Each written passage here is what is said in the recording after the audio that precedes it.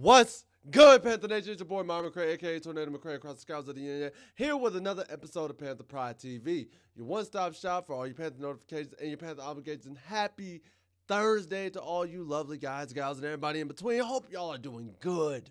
Hope y'all are living, having a great time. Hey, listen, the weekend's almost here, so hey, you know what time it is.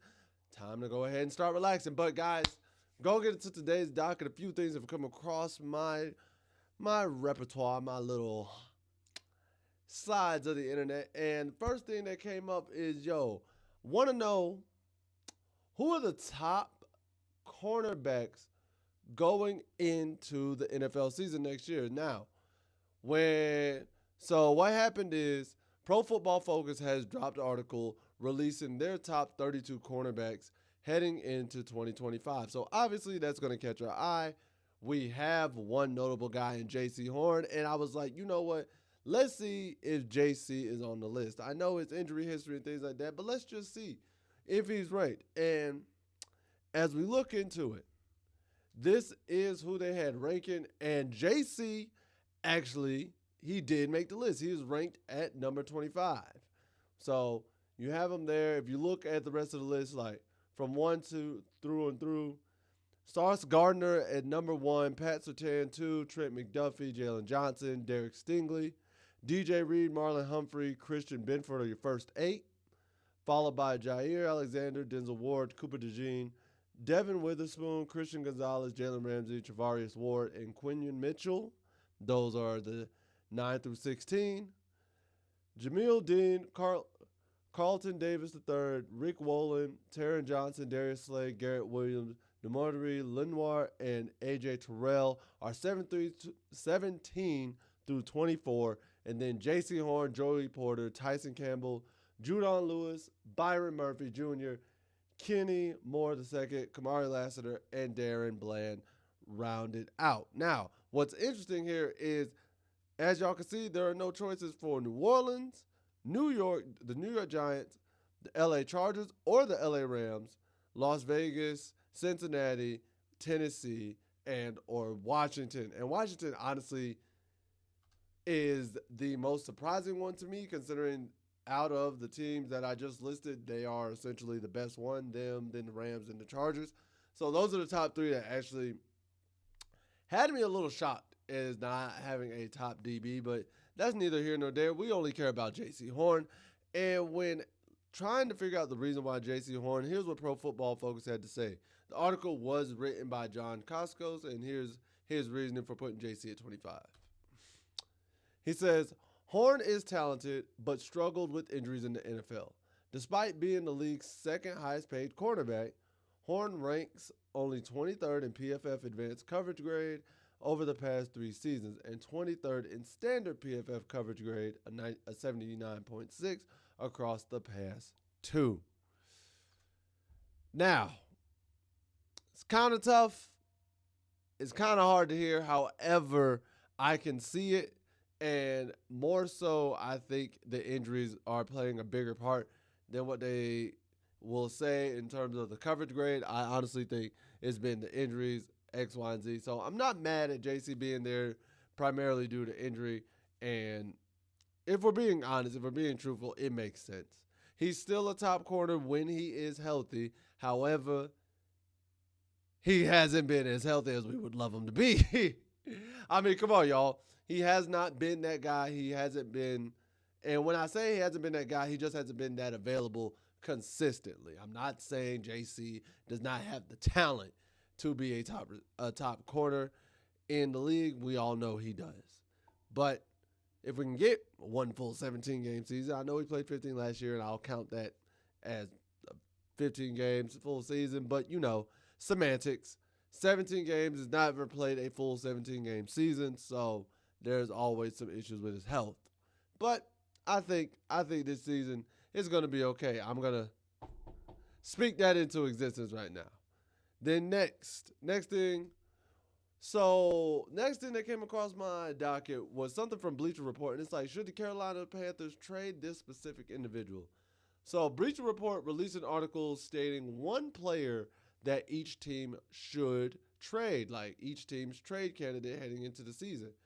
And for the Carolina Panthers, in that article, our selection was actually Sean Robinson, which kind of shocked me a little bit, but here's what Bleacher Report had to say about that. It said Robinson had a strong-looking campaign when you look at his stat line, as he registered 80 tackles and 5.5 sacks. However, Robinson is a perfect example to prove that surface-level numbers do not always tell the story. He registered just a 54.6 overall grade at Pro Football Focus in 2024, posting a 54.1 mark against the run in spite of being billed as a run stopper upon joining the Panthers. Now, when it comes to this, do I agree with trading Sean Robinson? Honestly, I'll say it's worth exploring. I'm not against that. I really do think it is worth exploring.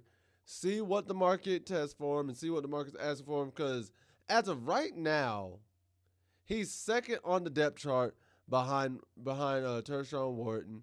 He is currently in the second year, going into the second year of the 3-year contract that he signed with us, and we're only going to pay him more money next year. So that's things to consider. He's entering his 10th year into the league upcoming, so he's getting older in age.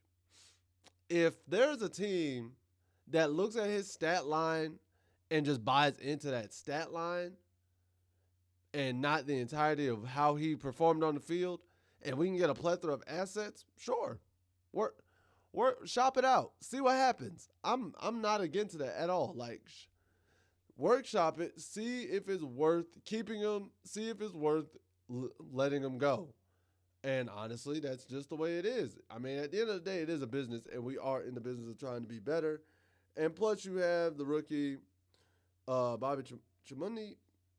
Hold up.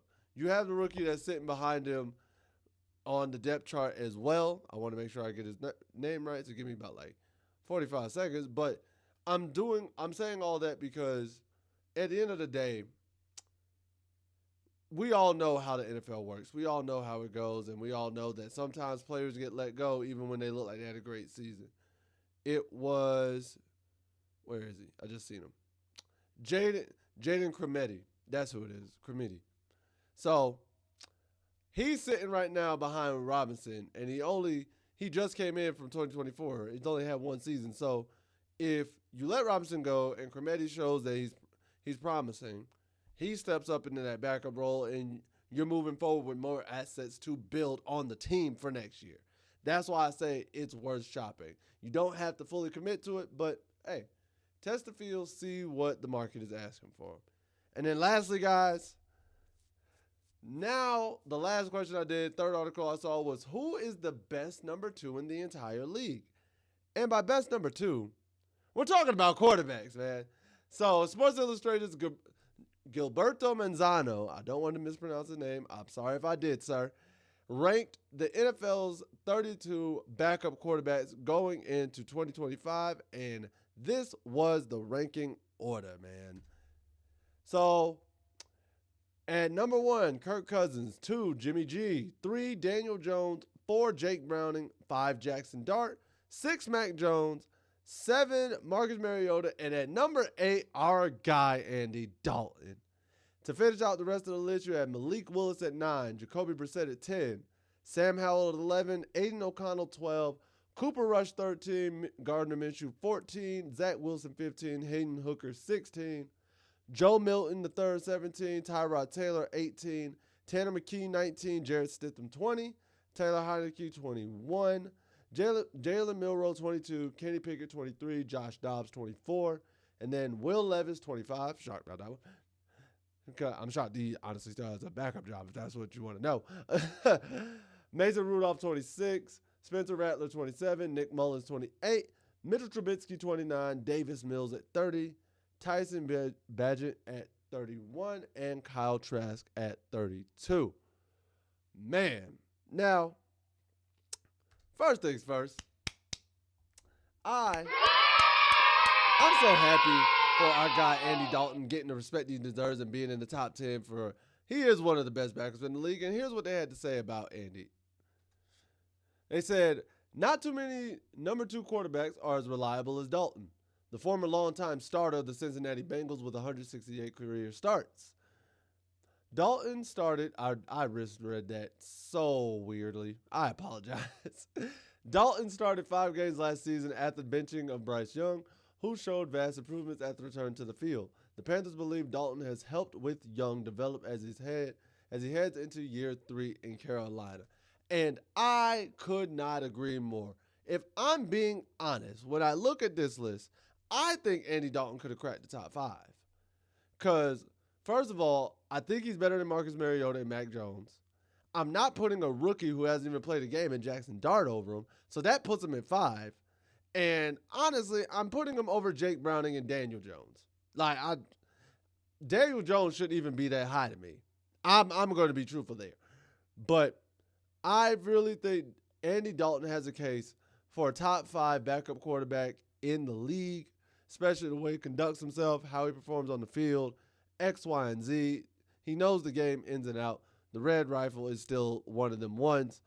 And so I would put him at 5, as high as 3. I can't put him over Jimmy G or Kirk Cousins because at the end of the day, I mean, they did make Super Bowls.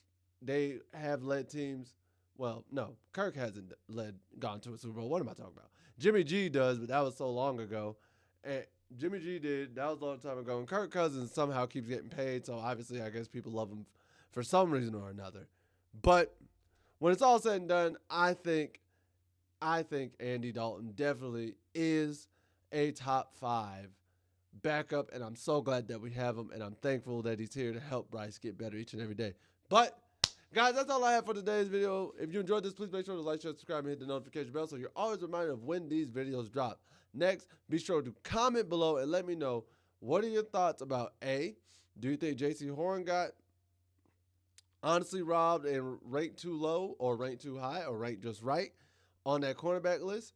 B, do you think we should shop a Sean Robinson in a trade or anything like that and try and get some assets out of him, or should we just keep him? And C, do you think Andy Dalton is the top 5 backup quarterback not all time, in the league this year, or do you think he's ranked too high, or is he ranked just right? Let me know, because at the end of the day, what do I know? I'm just a skinny brother with 2 tats. Peace. Much love to all you Panthers Nation. Take care. Later days. And as always, keep pounding. I'll see you next time.